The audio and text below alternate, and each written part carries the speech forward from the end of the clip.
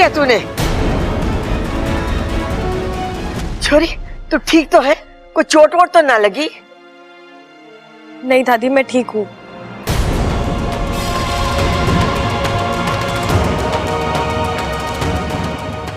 अब नाच गाना बहुत हुआ, अंगूठी पहनाने की रस्म पूरी करते हैं। जा ममता, अंगूठियां ले आ। जी। छोरे, जरा देख के हाथ पैर चलाया कर तू। नहीं अंकल जी, इसमें इनकी कोई गलती नहीं है, मैं बीच में आ गई थी।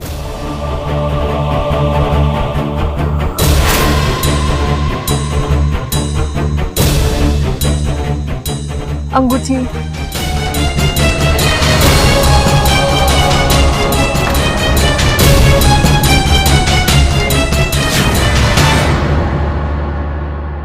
साथिया साथिया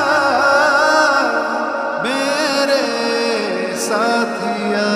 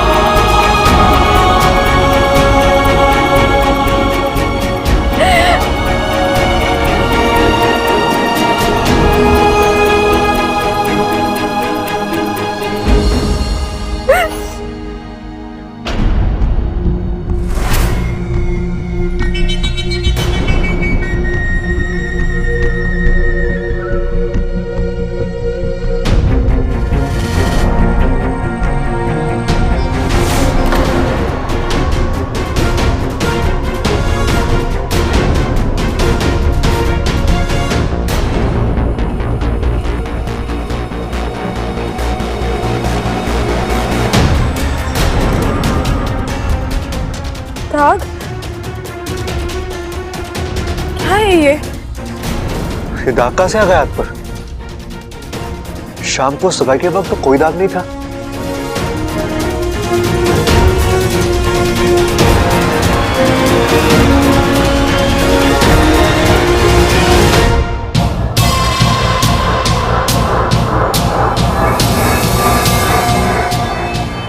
आज आखिर बबल से मेरा रिश्ता जुड़ ही गया।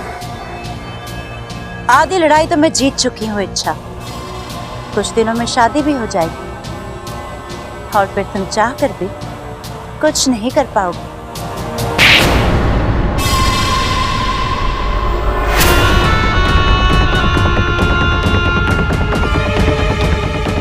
दीदी, आप यहाँ नहीं आना चाहते थे लेकिन आना पड़ा। जब छोटे अपना फर्ज और जिम्मेदारी भूल जाते हैं तो बड़ों को आना ही पड़ता है। और कितनी गलतियां करोगी तुम? तुम्हारी याददाश्त, तुम्हारी अक्ल, तुम्हारी समझ सब अपनी जगह पर तो है ना? दीदी, एक तो ये सगाई ही गलत है और अपनी सगाई में अपनी बड़ी बहन को ना बुलाना उससे भी ज्यादा गलत। दीदी, मैं आपको बुलाना तो चाहती थी लेकिन इसलिए नहीं बुलाया क्योंकि तुम विशालगढ़ की महारानी को दिया गया वचन अभी तक पूरा नहीं कर पाई हो। वो इंसान अभी तक नाग नहीं बना है, यही ना? मेरी पूरी कोशिश थी। कोशिशों पर नहीं, अंजामों पर विश्वास रखती है विष्णुनी। एक बात तुम भी अच्छी तरह से जानती हो, ये विशैलगढ़ से बढ़कर हमारे लिए और कुछ भी नहीं है। हमारी अपनी बहन भी, तुम्हारी एक और गलती और हम अपना रिश्ता भूल जाएंगे। कील से भरे हरे आग के गड्ढे में फेंक दिया जाएगा तुम्हें। छोड़ देंगे हम वहां तुम्हें तड़पने के लिए। इंसान से रिश्ता जोड़ने की सजा तो तुम्हें। महारानी, मुझे मेरी बात कहने का मौका तो दीजिए। जो मुझे करना था मैं कर चुकी हूं। बब्बल के शरीर में भारी मात्रा में जहर जा चुका है। उसके तेवर बदले हुए, उसकी सांस अब फुफकार बन चुकी है। अब बस 24 घंटे और। कल पूनम की रात है। कल होगी बब्बल की नाग आत्मीकरण विधि और फिर बब्बल बन जाएगा पूरा नाग।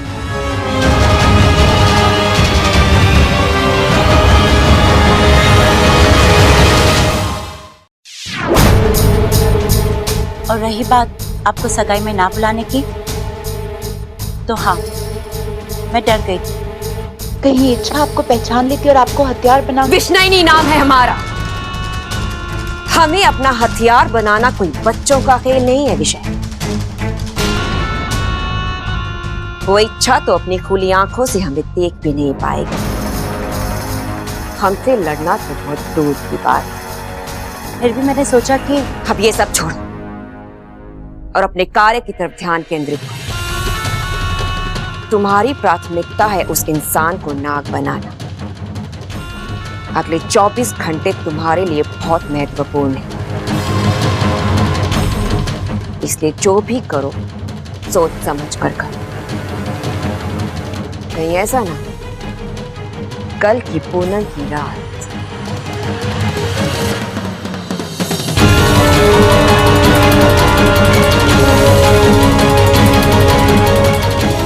तुम्हारी आखिरी रात बन जाए।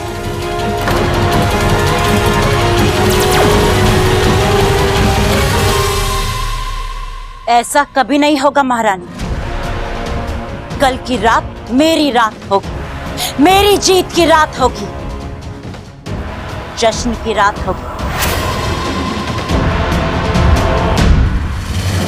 अब रोने से क्या फायदा? मैंने कहा था मना कर दो नाचने से, लेकिन नहीं।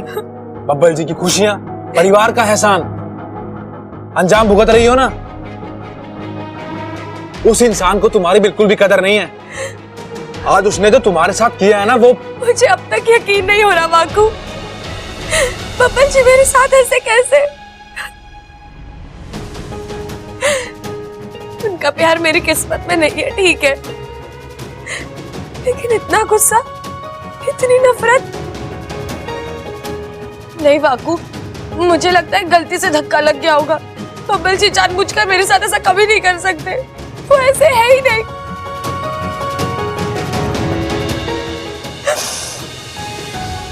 एक वक्त था जब मैंने उनकी आंखों में अपने लिए बहुत प्यार देखा।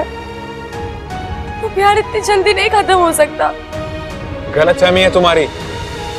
आज उसने जो तुम्हारे साथ किया है ना, वो आज ही नहीं बाकू, वो कल परसों से इसी तरह मेरे साथ बर्ताव कर रहे हैं, एकदम बदले बदले से। इंसान एक रात में इतना नहीं बदलता वाकू।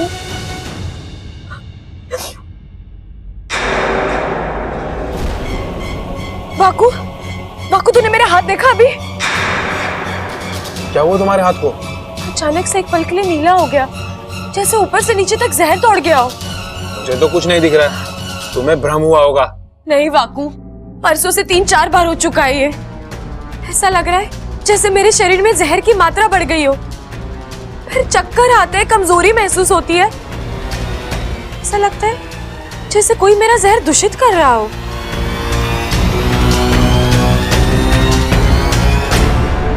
वाकू, ये देख, जल्दी देख।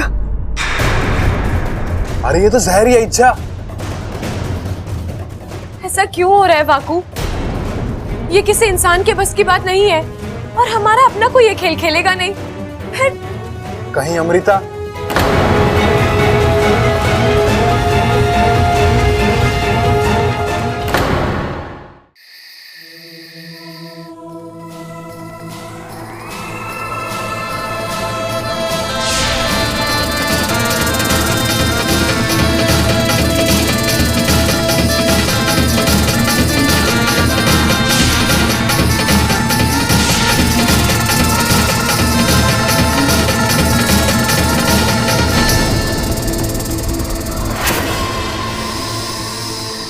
कौन हो तुम? हाँ? और मैं यहाँ कैसे? ये सांप मुझे हाँ, नहीं हाँ।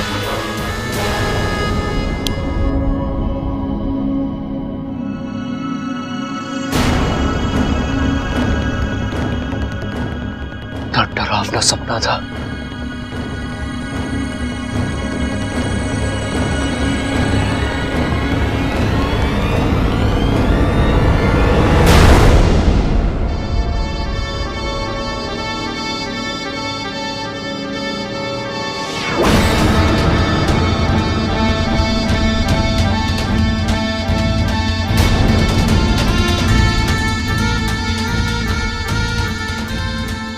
ये मेरा शरीर नीला क्यों पड़ रहा है? ये क्या हो रहा है मेरे साथ?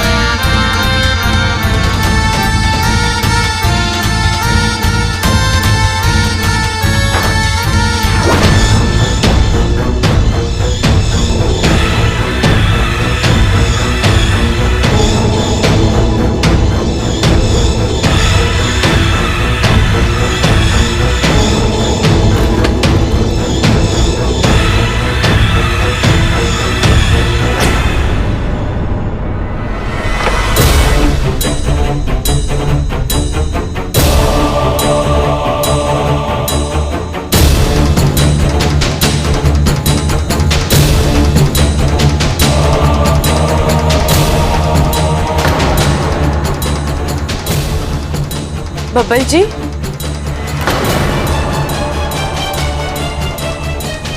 मैं यहाँ कैसे? आप क्या कर रहे हैं बब्बल जी? आपकी तबीयत तो ठीक है ना? तबीयत ठीक है मेरी, और अगर ठीक नहीं है तो तुम्हें हमदर्दी जताने की कोई जरूरत नहीं है। अच्छा, लेकिन आप इस वक्त यहाँ इतना सारा दूध पी रहे थे। हाँ तो मेरा घर है, मैं जब चाहूँ जहाँ चाहूँ वहां जा सकता हूँ, जो चाहे कर सकता हूँ। और तुम कौन होती है मुझसे सवाल पूछने वाली? मैं आपसे सवाल नहीं पूछ रही हूँ, मैं बस जितनी औकात है उतना बोलो, समझी? बब्बल जी, अब बहुत हो रहा है, मुझे आपकी चिंता हो रही थी इसलिए मैं चिंता अच्छी तरह जानता हूँ तुम्हें और तुम्हारी चिंता को भी। तुम्हें एक नंबर की खुदगर्ज लड़की हो। अच्छा, जब तुम्हें जरूरत थी तुमने मीठी मीठी बातें की, करीबानी का नाटक किया, और जहां तुम्हारी जरूरत खत्म तो तुमने अपनी फितरत दिखा दी। आप अपने होश में नहीं है बब्बल जी। अभी तो होश में आया मुझे, लोगों को समझने लगा। तुम जैसी खुदगर्ज लड़की से दिल लगाकर मैंने बहुत बड़ी गलती कर दी। खुदगर्ज मैं नहीं, आप हैं जो हर चीज का अपने तरीके से मतलब निकाल रहे हैं। आपने कभी सोचा है मेरी भी कुछ मजबूरी हो? Go to hell with your मजबूरी। अच्छा,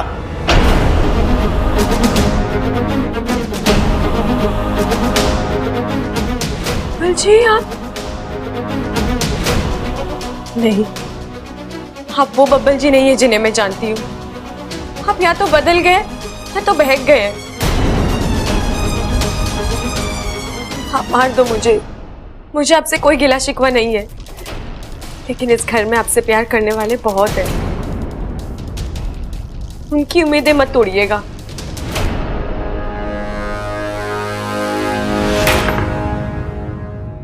ये क्या हो गया मुझे? मैं क्या कर रहा था?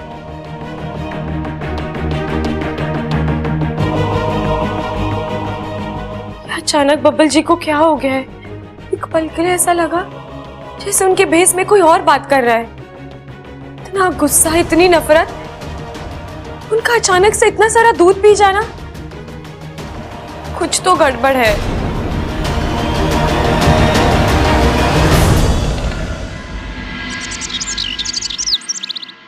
एमा, अच्छी रही ना सगाई?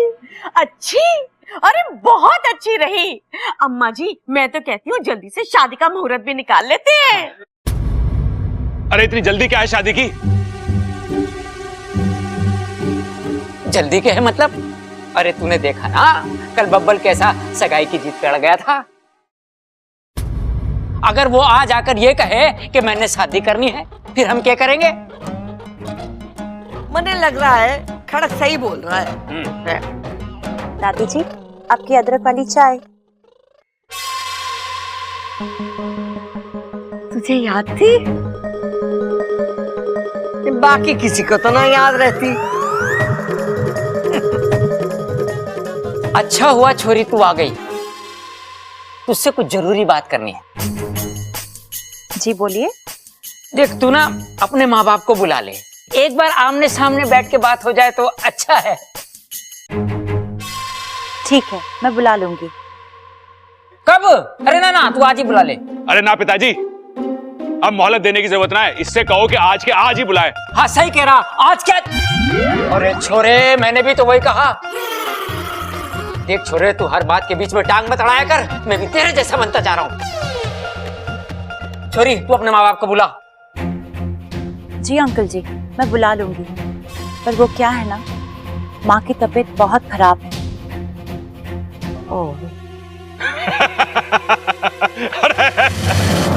अरे क्या हुआ भाई, खटमल ने काट लिया के? अरे शादी तोड़ दो, मैं कह रहा हूँ शादी तोड़ दो। ये लड़की एकदम झूठी है। कल कह रही थी कि इसके माँ बाप विदेश में, आज कह रही है कि इसकी माँ बीमार है। प्रबल भैया, इसमें झूठ बोलने वाली कौन सी बात है? विदेश में लोग बीमार नहीं पड़ सकते क्या? यूं तो मैंने सोचा ही ना। प्रबल, तेरी सबसे बड़ी मुश्किल है कि तू आधा सोचता है। चुप कर। देख छोरी, तू एक काम कर, हमारी तरफ से अपने माँ बाप को फोन लगा और उनसे बात कर और उनको बोल कि हम समधी जी और समधन जी से मिलने के लिए बेताब हैं। जब भी वो विदेश से आ जाएं और तबीयत ठीक हो तो आकर हमसे मिल ले। जी दादी जी।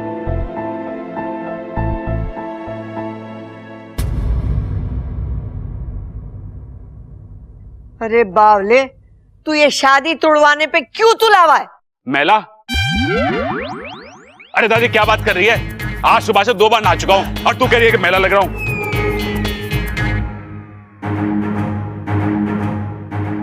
मैला नहीं, तुला तुला। अम्मा जी कह रही है कि तू शादी तोड़वाने के लिए क्यों तुला हुआ है, बता। अरे इसलिए कि ये छोरी एकदम गड़बड़ है। देखा ना, जब भी इसके माँ बाप की बात निकलती है, इसका चेहरा कैसे नीला पड़ जाता है। सही कह रहा ये छोरा, सही कह रहा। माँ, मैंने भी लगा जब उसके माँ बाप की बात आई ना तो छोरी एकदम घबरा गई, कांपने लगी थी। खड़क, बैठ जा। जी। इंसानों का परखने का हुनर थारे में कितना है मैं अच्छी तरीके से जानती हूँ। ऐसा क्यों बोल रही है माँ? मैं पहलवान हूँ तो क्या हुआ, थोड़ा बहुत दिमाग तो मेरे अंदर भी है। थोड़ा है ना तो बचा कर रख। बबल की शादी का क्या करना है मने सोचने दे।